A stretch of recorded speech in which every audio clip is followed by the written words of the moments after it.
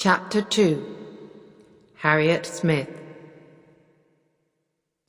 Harriet Smith lived at Mrs. Goddard's school, but Emma often invited the pretty girl to Hartfield.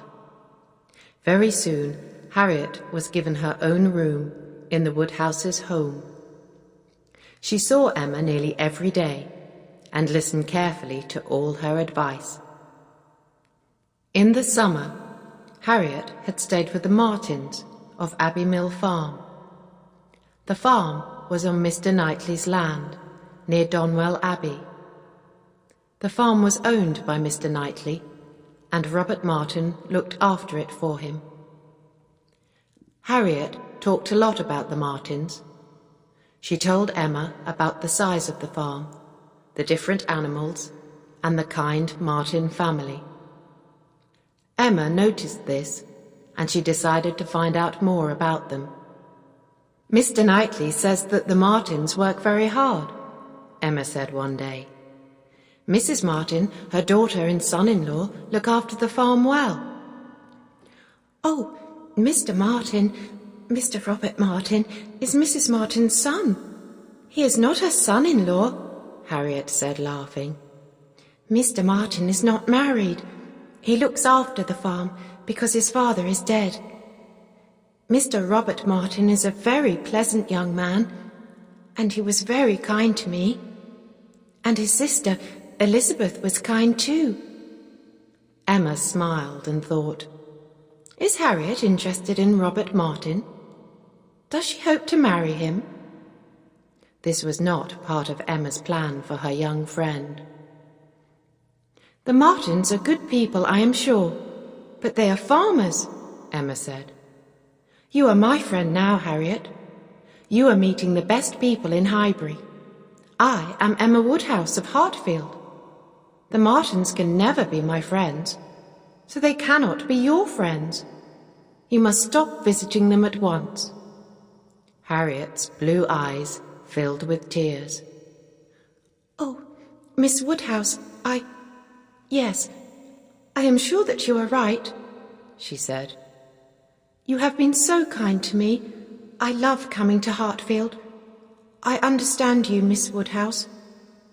Then she added sadly, "I will not go to Abbey Mill Farm again." Emma was pleased with Harriet's answer. "Good.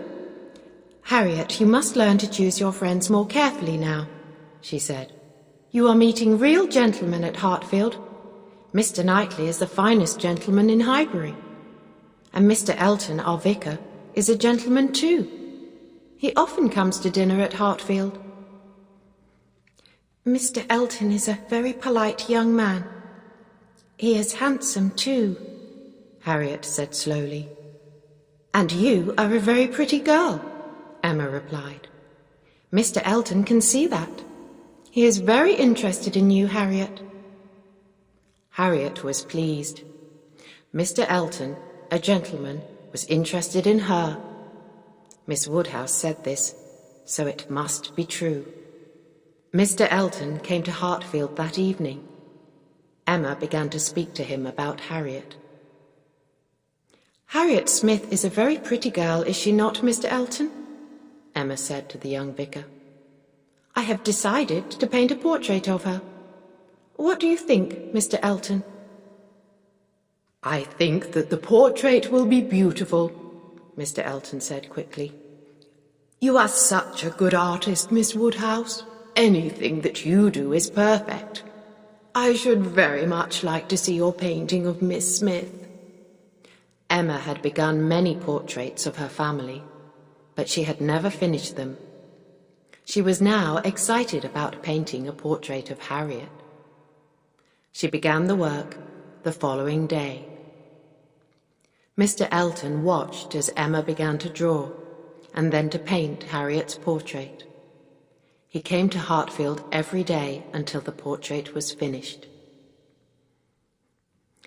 "It is a very pretty painting, Emma, my dear," said Mr. Woodhouse. "But in your portrait, Harriet is sitting in the garden. She is not wearing a shawl. She will catch a cold." Mr. Knightley looked at the portrait too. "You have made Harriet too tall, Emma," he said. "Oh, no, no," Mr. Elton cried. "This portrait of Miss Smith is perfect. Miss Woodhouse is so very clever." Then Mr. Elton added, "A beautiful portrait must have a beautiful frame. Let me take the painting to London for you, Miss Woodhouse. I shall get it framed there." Emma was very pleased. "Mr. Elton is in love with Harriet, I am sure," she said to herself. "My plan is going well. Soon Mr. Elton will ask Harriet to marry him." That evening, Harriet came to Hartfield for dinner. She was holding a letter in her hand, and she was crying. "Please read this letter, Miss Woodhouse," Harriet said. "I want your advice. Please tell me what to do." Emma read the letter quickly. It was from Mr. Robert Martin, and it was a proposal of marriage.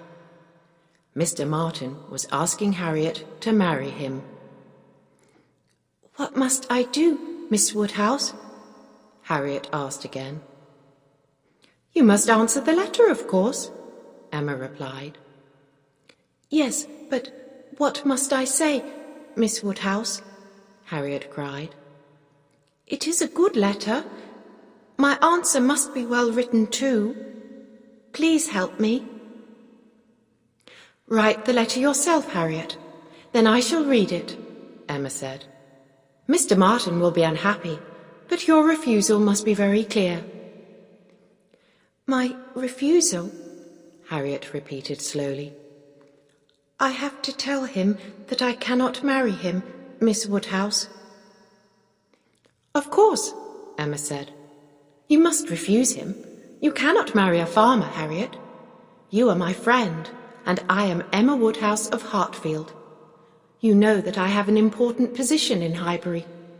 I could never invite the wife of Mr. Martin to my home." Harriet did not say another word.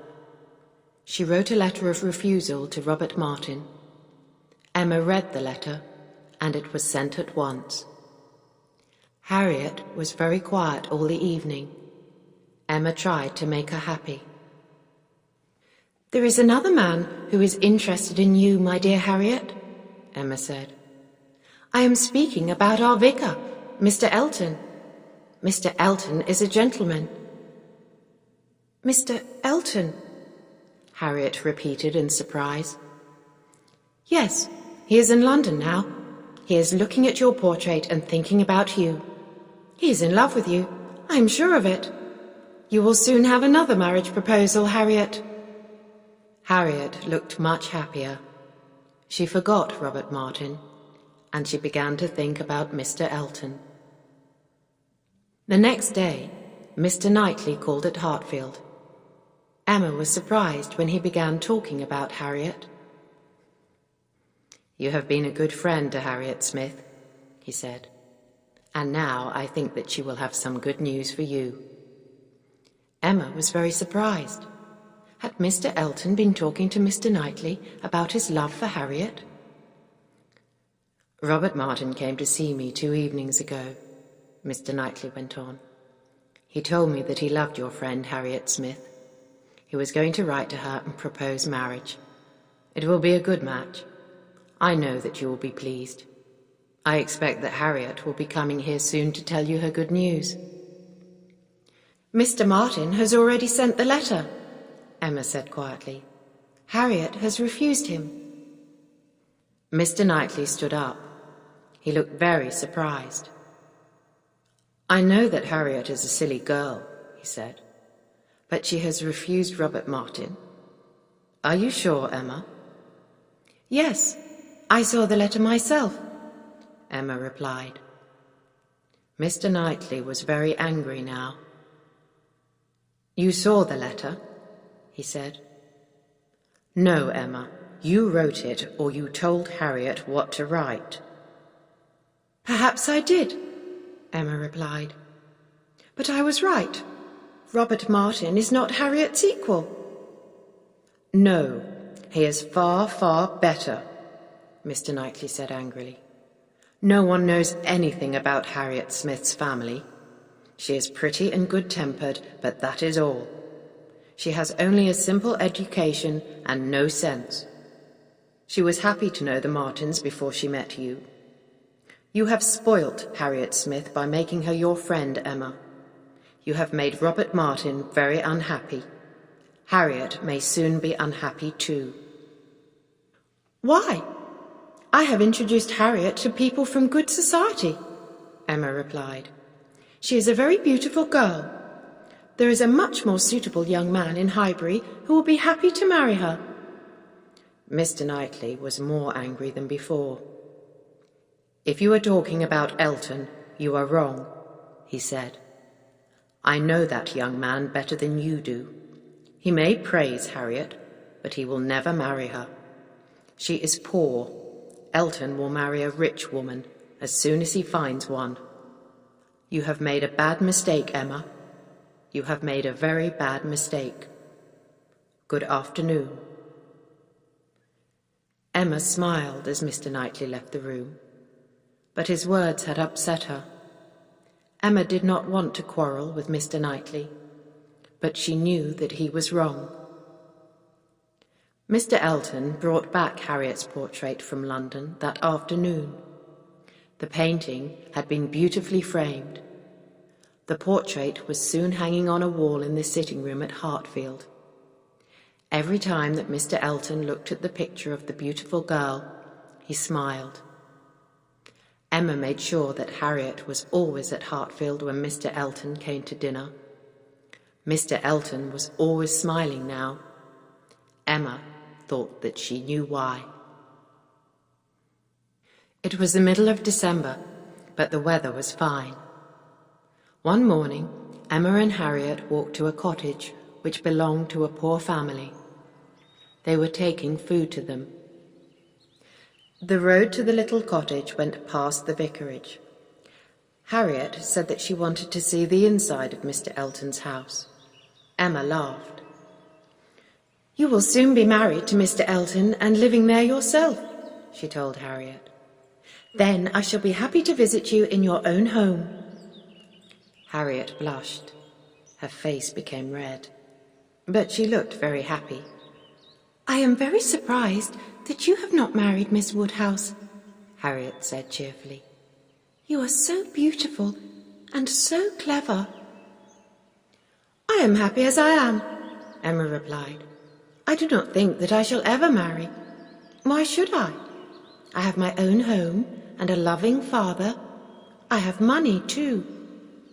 But if you do not marry, you will be like Miss Bates in the village," Harriet said sadly.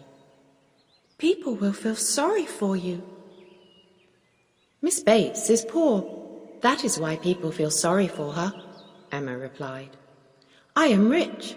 I shall be busy and happy all my life. My sister has 5 children, my nephews and nieces. When I am old, I shall be able to enjoy their company." "Miss Bates has a niece," Harriet said. "Do you know her?" "Oh, yes. Jane Fairfax," Emma replied. "Miss Bates is always talking about her. I am tired of hearing her name. I always have to meet Jane Fairfax when she comes to Highbury.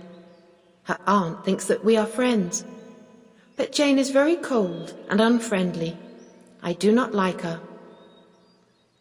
By now, Emma and Harriet had reached the poor family's little cottage. Emma spoke kindly to them and gave them the food. Very soon, the 2 friends were on their way home again. After a few minutes, they saw Mr. Elton walking towards them. The young vicar smiled. "Good morning, Miss Woodhouse and Miss Smith," Mr. Elton said, bowing politely. "Let me walk back to Hartfield with you." If Harriet was alone, Mr. Elton might propose to her, Emma said to herself. Then she had an idea. As they came near to the vicarage, she began to walk more slowly. My bootlace is loose. I must tie it, Emma said. Please go on. Mr. Elton and Harriet walked on together. Emma bent down quickly and broke the lace. Oh dear, Emma called out. My lace is broken. Mr. Elton, may I go into your house? May I speak to your housekeeper? Perhaps she can give me another lace. Mr. Elton was delighted to help Miss Woodhouse. Soon they were all inside the vicarage. Emma went to see the housekeeper and left Mr. Elton and Harriet together. Emma talked to the housekeeper for as long as possible. Then she went to the sitting room. When she entered the room, Mr. Elton and Harriet were standing by the window. But after listening to their conversation for a few minutes, Emma was disappointed. Mr. Elton was talking about food, not love. That young man is taking a long time to decide about marriage, Emma thought to herself. But he will ask Harriet to marry him soon. I am sure of it.